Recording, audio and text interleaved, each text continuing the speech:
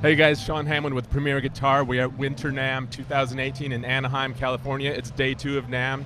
We've got Ben Hinz from Dwarfcraft Devices. Ben Hinz. Sorry, Hinz. Sorry, I've been fucking that up for a long time now. Why don't you ever you save a live stream to correct me, you bitch. And we got Oliver Ackerman from Death by Audio. It's day 2 of NAMM, like I said, and each day of the show this year we've been doing live streams like this with cool gear makers. And yesterday we had Joe Gore, one of our columnists. He's a pedal builder. He was talking to some guys about analog versus digital, modeling in the future and stuff. Today we're talking to these guys who are famous for weird-ass pedals. If you don't know Death by Audio or Dwarfcraft stuff, go check out their websites. We'll let you guys plug them later. But I remember the first time I heard about Death by Audio stuff, it was like, this was, I don't know, 15 years ago, just Googling shit, and the Total Sonic Annihilator was this weird-ass pedal that you just, it just had like one knob, or did it even have any knobs? It just reacted to whatever you had in your pedal chain, like chaotically, right? It had a knob, but there wasn't much point of having the knob on there. It would just take your pedals and force them back into themselves, and you could control how much it would force them back into themselves.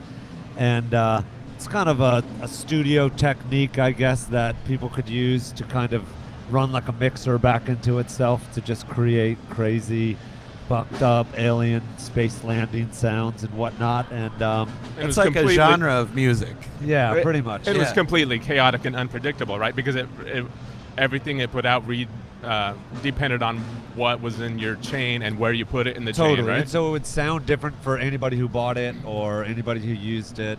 It was really famous with pop artists because of that Total predictability. pop artists, yeah. Lady Gaga, everyone. Justin Timberlake, Man of the Woods. Oh yeah, big time. That's all over that record. The beginning of that song where it goes, that's that, And then you had like the supersonic fuzz gun. I think do you still same make pedal, that? Just with a couple more knobs on it. Most recently, we had your evil filter in the magazine for a review, and on the cover, I think a year or two ago. What was crazy, the supersonic fuzz gun, the Edge from U2 uses, and it's like a real noisemaker pedal, and I don't know why the heck he would use that, but we were walking down the street, and the Edge, he's one of the few people I didn't ask if you want to come down and jam at our booth, but he was playing on the roof. Here today? Today. I fell for that too. Apparently it was a cover band. I don't know. What, really? Okay. I don't know. At least that's what Phil X came by and said. He texted the manager or something, and that it was just a cover band. But that would make sense because they were very high up in the air. They were far away. Yeah, they were above the entrance to the convention center today. So the singer did look reasonably like Bono. It was just as much U2 to me as it was to any other time. I was just walking down the road and I heard him playing Helter Skelter last night. I was like, oh, the vocalist is better than Beatles? most bands that you hear here. No, it's a U2. Beatles covered U2. Oh, that's right. Yeah. Very influential. I fell for it too. I was like texting my wife, holy shit, they had U2 playing above the entrance. I guess it wasn't. Anyway, Ben, you are famous for weird shit too, like it's true. Very famous. I don't know, the Super Wizard was something new. I guess that's going away, but the Eau Claire Thunder, and that very quickly became our flagship. It's really popular with bassists because we're all about low-end retention. So can you say that again? It sounds funny. We're all about low-end retention, or amplification, even. So that really took off with a lot of bass players and set us on the path, as they say.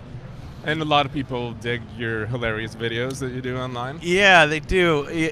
There's a lot of people who do, and then there's a lot of people who also tell me that I'm not funny or I can't play and things like that. So they're just jealous. They're jealous maybe they can't is do that that. I think so. Talk. Can you do that in real time? I can try, but this is as close as I can get in real time.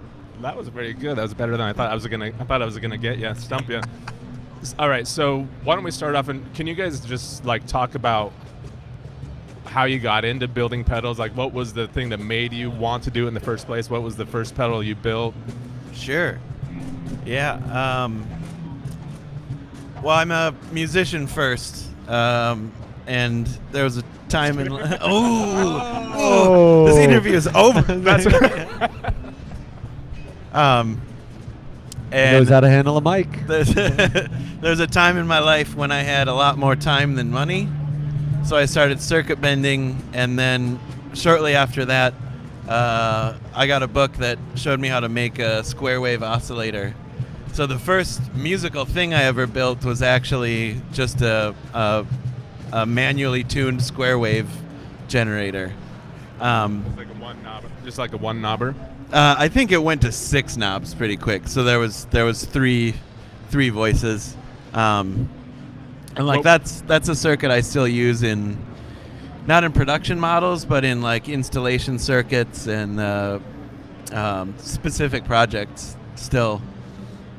Just kind of jumped off from there, and Was it from some like famous book that lots of builders use? oh, or just well, I don't know who took my advice, but we've gotten a lot of emails over the years asking how to get started, and I always suggest it's called Hardware Hacking by Nicholas Collins. So that's more about like making devices for experimental music, like contact mics and simple amplifiers and things like that. But the square wave generator was in that book. So what's an example of one of your pedals that still uses a design like that? Does the Eau Claire Thunder have something like that? No. The last thing that really used that on a production scale was the Rot Your Brain, which was 4 oscillators that were tuned by joysticks.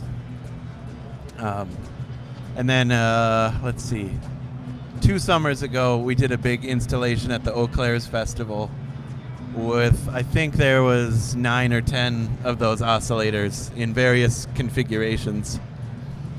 Cool. Oliver, how about you? Similar sort of story of just wanting to create music and kind of be able to take sounds to different places. So a lot of like circuit bending and building different circuits and reading lots of books and trying to build circuits and having them fail kind of for a lot of years. Any electrocution incidents? Totally. Even when I was a kid, I used to like stick scissors in the electrical sockets. Who doesn't? But I don't. That's good exercise for your heart. You get Without no the sweat. fear to do that stuff. We highly and recommend so, you can like work on tube amps at a live show and stuff, which is kind of nice, without the fear of dying. But then I think the first pedal that I actually built that worked was just kind of stupid. I built it like in a wooden box, and it was like this tone boost where you could select all the different tones, and it would always have this really intense like hum that was going along that I didn't understand, but it was the most that something worked first. Who were you guys listening to at that time that was like inspiring this stuff?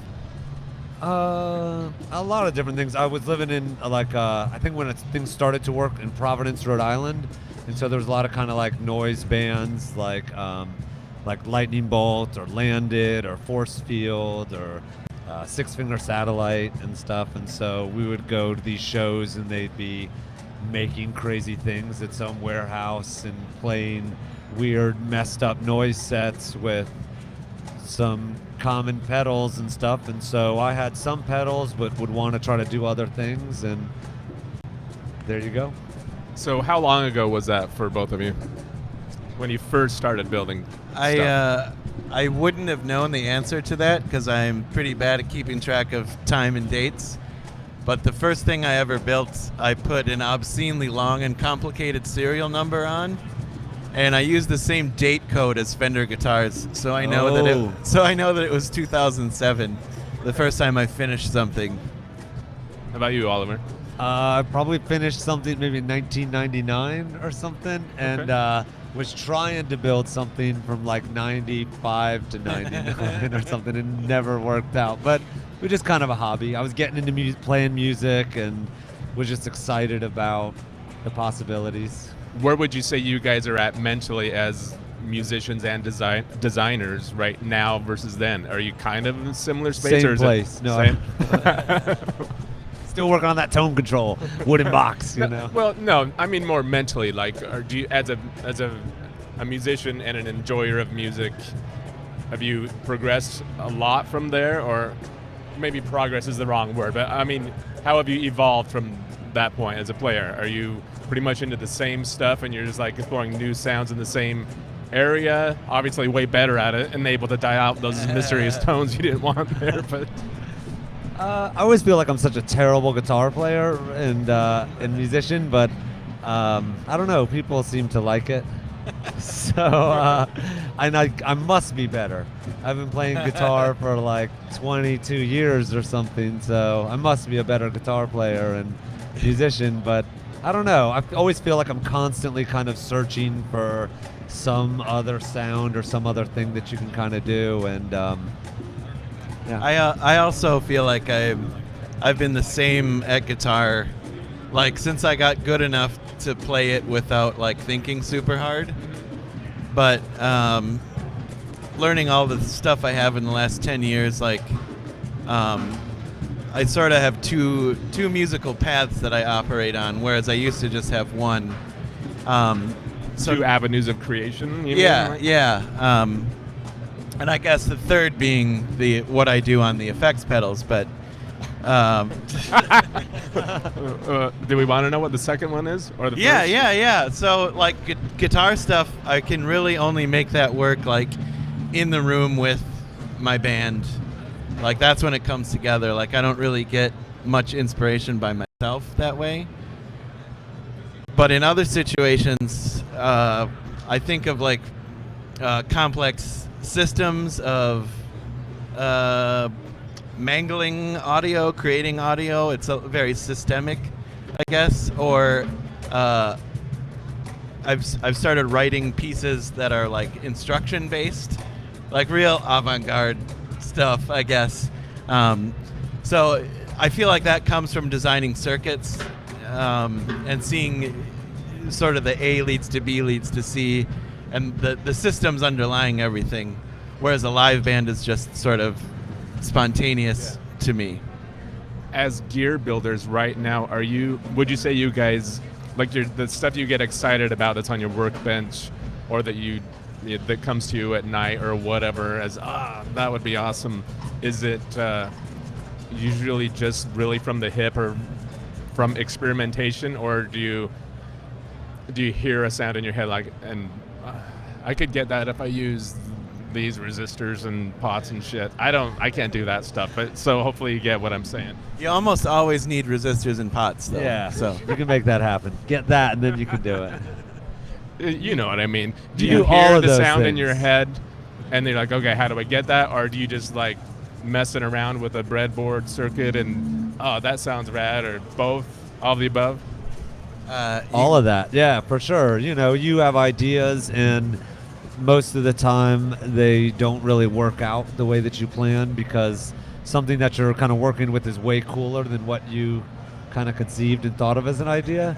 And I even like that kind of approach to music, and kind of not having like a firm idea in some ways, because there's something that happens that is like way cooler than something you could ever think of. Yeah, I was just gonna say, like, you get in the room, drummer or whatever, I'm like, oh shit, that would sound way better if it was just, you know, all 6/4 in that section or whatever, instead of, you know what I mean.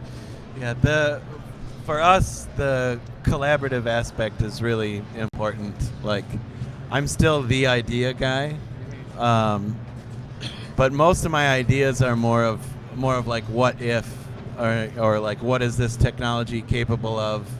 I generally don't have a sound anymore. Like in your head. Yeah, I mean once in a while I do, but it's more of a if we go down this path, where do we end up? Other than like I really want to make a drum machine, but we don't have enough scientists for that. As an aside, how are your facial muscles doing with your? They're tiring out. Should we fill the his viewers in? sunglasses are loose, so he has to use his face muscles to keep them on. My head is getting a serious workout. Do you want a I'm massage? going to be super buff behind the ears. You're already looking there. It's working. Thank you. Can Yeah. you flex for I've us? been I've been thinking about working out a lot. Okay, so back to the pedal design stuff. Yesterday, What? This is way more I thought we interesting. were going to how are diet, how are your head workout. muscles? What do you have to do that with your? No, I was born with these big, strong sides of the head Do you over want here. Can we switch? Is that okay? Sunglasses? You try that? Mine are prescription. You ready? Yeah. Rock prescription. How many comments do you think there Oh, are boy. about these guys pulling a Bono? Whoa. These, I can't handle it. I was How wrong. many fingers am I holding up? You were wrong. Yeah, I was super wrong.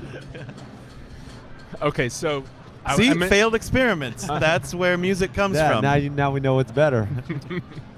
I was talking about how yesterday in our live stream we were talking to guys from Line 6 and Positive Grid about modeling and stuff, which is it fair to say it's almost like the opposite end of the spectrum from what you guys do? Like, no?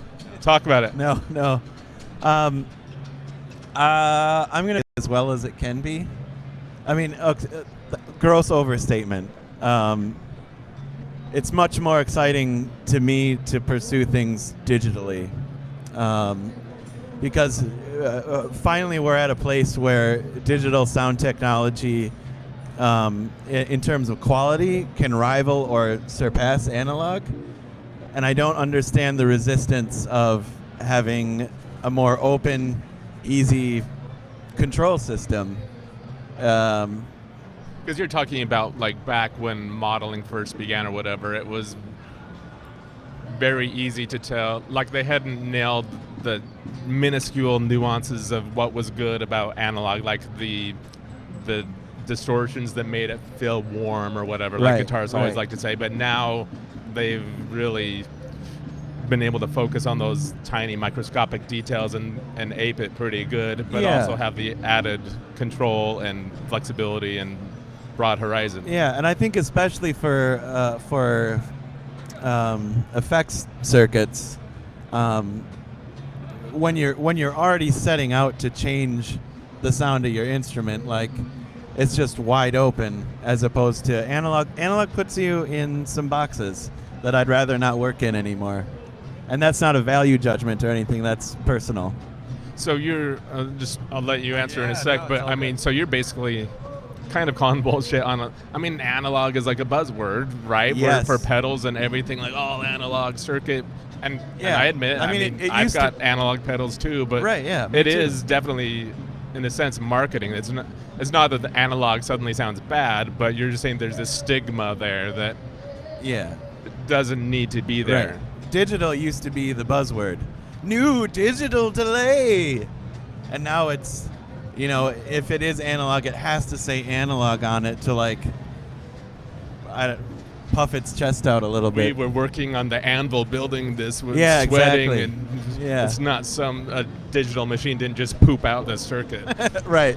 Because that's how it works. You open your computer and you say, Siri, make a new phaser. And then 2 weeks later, there you have it. But the big problem is really just we gotta just use our ears and, Right, yeah. and be creative and not be like, I can't play anything good out of that because it's not analog or whatever. Sure, yeah. Anyway, I cut Oliver off a minute ago. What were we gonna that's say? all right. Yeah, I think that I totally agree. And I think digital is the wave of the future, and it's all kind of about just the aesthetic of what you're building. And kind of it's interesting to have gone down the path of built a lot of analog devices so that you kind of know what's kind of cool about when that stuff just totally fucks out and is kind of shitty and crazy. And what was cool about some of those designs from the 60s and 70s and where people did some terrible things which people turned into their main sound, and it kind of makes you think about designing digital things in a really interesting way, which a lot of people are trying to take these digital things and make the perfect copies of where people made the perfect analog thing that didn't have a problem. And I think it's kind of exciting to sort of hear some of that stuff which is kind of so messed up and trashed, and give musicians the option to be able to take things to a really weird place to kind of shift their music into different places. Yeah, so maybe I should rephrase what I asked a few minutes ago, is even though you guys are kind of on the same page, you're into digital technology building, but philosophically and musically, it's kind of the opposite end of the spectrum, like you were just hinting at, from what people I mean, I positive love grip even or like terrible grit. digital stuff, you know, and that has a great place, I think, too. And even sounds really incredible and amazing. And I like, you know, old digital recorders. And I'd even, you know, tell someone that I feel like CDs rival records and tapes, even though I prefer tape as the, you know, a format. But you could make a CD sound as good as a cassette. They just don't do it. You know, people just don't try to even emulate the cassette, you know. So, or even a vinyl record. You just need a great CD system to make that thing sound great. Nobody has an awesome CD player, you know, system. Like, they just focus on making a really awesome record player. Some people have an awesome CD player, but you know, my 5-disc changer that I think I got for Christmas in middle school finally shit the bed. Oh man. And like, that was the first nice thing I ever had, and I just watched it die. Like, it was like a full-on like surgery on the kitchen table, and like there was a CD stuck in it, like a demo from my band from 10 years ago, and yeah, So there was no sad. saving her. I'm sorry. So I for don't your have loss. any CD system, much less a nice one. Hang on to those CDs. It's coming back. I hope so. I got a stack of CDRs too, for when them hipsters get back into CDRs. Oh, The cool new dead format. Do you guys want to talk about what is exciting you about music or guitar or pedals or what's on your workbench right now? Sure. Yeah. I mean, you guys brought a couple boxes of pedals. Ben brought a couple first, and then you were like, shit. Yeah, Yeah, better couple of go our new grab pedals, some of right? these things. Yeah. I mean, we did agree on the phone that we were going to plug our stuff at the end of the. You guys At the end of the time? colluded Yeah, we before colluded. this? Yeah, and This is it. but I guess I went the extra mile and brought the actual objects. Really Show us smart. what you really got. smart. Okay, okay. Preparation. All right. First up is the Ghost Fax. Tell us about it. It's a digital phaser with up to from 2 to 32 poles of phasing magic, and there's a envelope follower and a manual mode, and there's a whole lot of feedback available, so it'll generate its own sound or. And did you say the name already and I miss it? The Ghost Yes, Fax? Ghost Fax. Fax machines are coming back too. Oh, cool. Well, see, because I'm really into reading about ghost facts online. Just give it a Google, man. You will learn so much fake shit about ghosts. It's incredible. Yeah, and then so it's a digital pedal, so we thought we better go with fax instead of facts, because everybody's gonna assume it's facts anyway. They're not analog ghosts. No, What the fuck? they're all digital ghosts. Yeah. What else you got? Okay. And then we also have the Hacks 2, which is a sequel to our Hacks, which was like our second effects pedal. It's a ring modulator, and this one is a lot cleaner and more controllable than the first generation.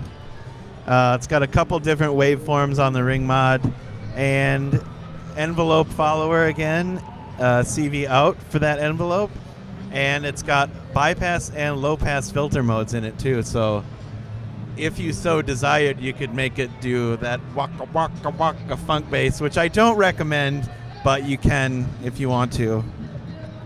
You can also just Like use Gonzo laughs? You mean Fozzie the Bear? Good for the end of a joke. So Oliver, you have the Absolute Destruction.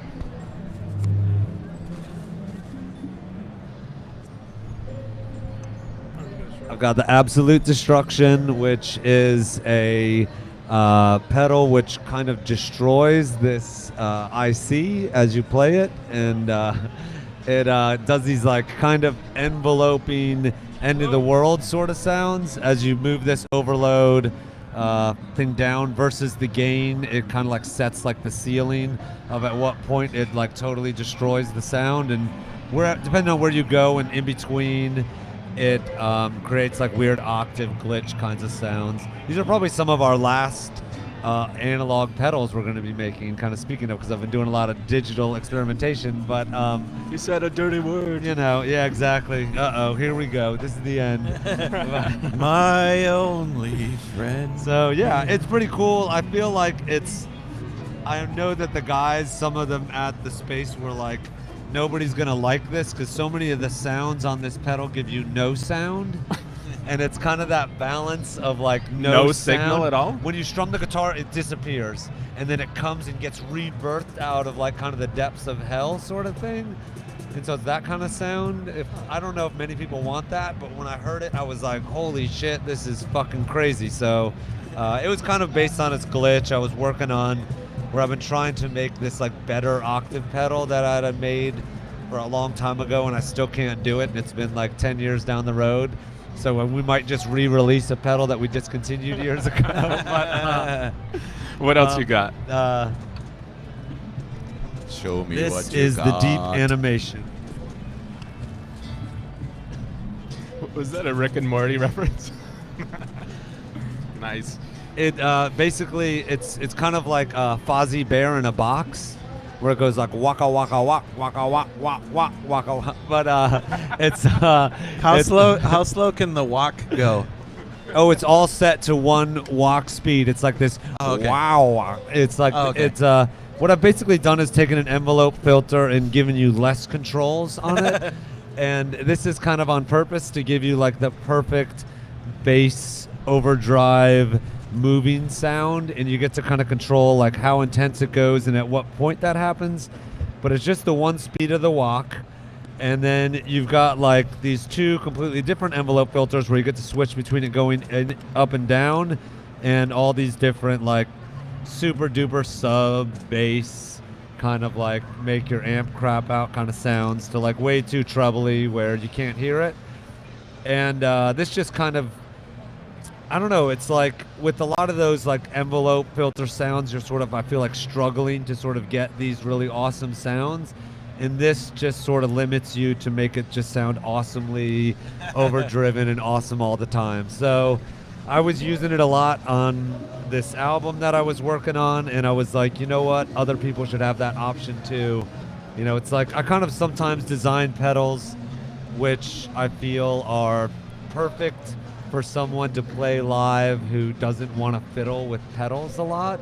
And so this is kind of one of these pedals where you've got all the awesome sounds right at your fingertips, and you can just kind of focus on what maybe someone who plays bass or guitar should do and actually play. All right, cool. Last question. I know, before that's something to think about. Weird. Before we go and have you guys like plug your websites where people can go and find out more, last question.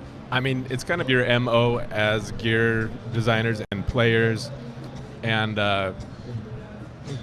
just as people can tell in the conversation here that you're obviously kind of sonic bomb throwers or whatever, definitely off the beaten path. If there's one thing, if you could grab the collective guitarists out there, shake them by the shoulders and give them one piece of advice, what would it be? Be yourself. Play like yourself. Don't learn other people's songs. How many sentences am I allowed? As much as you want. All right. I don't want to see you buying gear because somebody else cool did and you want to be cool like them. I want you to make your own shit. I love that you said don't learn other people's songs. I'm sure that you did and a lot of us did in the beginning, but at a certain point you go, or maybe you never did. I don't know. I did in the beginning, but eventually it was like, well, I don't want to put words in your mouth. Why should people not learn other people's songs? I get that does come from experience. Like I didn't learn anybody else's songs. I was trying to at one point, and my strings were 2 years old or whatever, so 2 of them broke, and I put it in an open tuning, and I wrote 3 songs that night for the first time ever. And I mean, now over the years I've learned other people's songs, like just songs that I love so much, but you know, I had 10 years of there where I just learned what I sound sort like. of forge your own identity. Yeah. So is what you were getting at is like if you learn other people's riffs and solos and songs, the more likely you are to regurgitate them, is what you're getting at. I guess it is. It makes it more likely. Subconsciously, not intentionally, or whatever. That's not an absolute, but I agree with that, though. I'm a big fan of the concept of beginner's mind, where you're just openly collaborating with your instrument, your effects, whatever. Exploring. Yeah. Cool. Oliver, what about you? Totally. Follow your heart. Do whatever you want to do. I think that when you start to take other people's advice, it usually doesn't help you out in any way, and you kind of sort of regret it. And so except our advice. Take our advice. But besides Obviously. that, nobody else's. And so you kind of, sort of develop your own language and things that are interesting to work with. And I think more interesting than, like regurgitating music or coming up with something. And I also would say, I guess, don't be afraid to like smash your shit or like piss some people off. I think that kind of metaphorically or literally. Yeah, it kind of makes life a little bit more exciting, and don't be afraid to dive into something stupid. A lot of times those are the most memorable kind of experiences, like, kind of pushing yourself and doing something you wouldn't really necessarily think you'd want to do. Go for it. Life man, is short. Do it. If you've never passed out on stage, I highly recommend it. Yeah, that has actually always been my dream, to like wake up from being passed out on stage, because it's such awesome a cool advice feeling. from Premier Guitar today. Work on amps while you're playing them live with metal objects stuck in there in the circuit that can kill you, and then pass out on stage. Do it. Awesome. No, but back to your point. So why do you think... Did I have a point? Well, I guess, you guys have a similar theme, and I completely agree with that. But why is it so hard for people to do that? Why is it that it's so easy to copy and learn and not find yourself? I think people get worried. They want to maybe like impress people, or kind of they feel like they should be doing something when maybe they just need someone to tell them that they should do whatever they want to do. And so they kind of want to figure out some way to like fit in. And if they know some, Metallica riff or something, they feel like they will, or something. Insecure about being a good guitar player? Yeah, I guess so. Or is there any irony about us discussing this at NAMM? Uh-oh. Sorry. Wait a minute. I think most people are, if they don't have it, they're looking for a sense of acceptance and safety and familiarity, and there's a lot of avenues to that.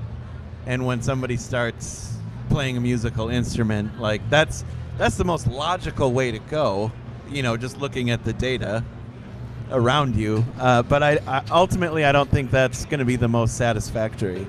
I mean, it might be more profitable, as my tape sales will reflect. CDRs too, don't forget. And CDRs, yeah. Currently stuck in 5-disc changers across this great nation. All right, guys. Well, unless you have anything else you want to I was just going to say that I think that that's the way to go for the future of music. You're going to make something new and exciting. It's like otherwise you're kind of just making some more pop music, which we don't really need. It is a little ironic to be, I'm in a creative endeavor that is just recreating what someone else did. Is that actually creating? But then there's, of course, the gray line, like we're all influenced by what we grew up on, so it's not like no one can be completely original, right? Yeah, but you can find not. new ways to let that stuff just organically come out, right?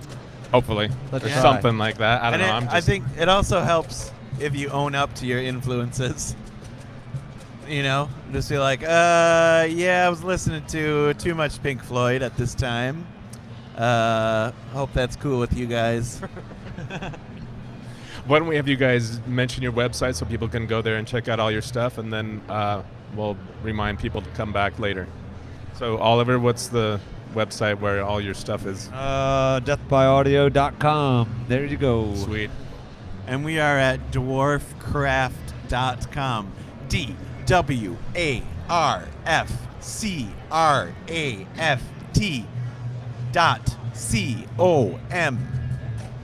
Cool. Thanks for joining me, Ben Hinz. I can't believe you let me say that wrong for so long, you bitch. Oliver, thanks for coming. Guys, come back later today, every day of NAMM at about 5:30. We're doing editors' picks, live streams, just telling about the coolest stuff we saw that day of the show. So today, tomorrow, and the next day.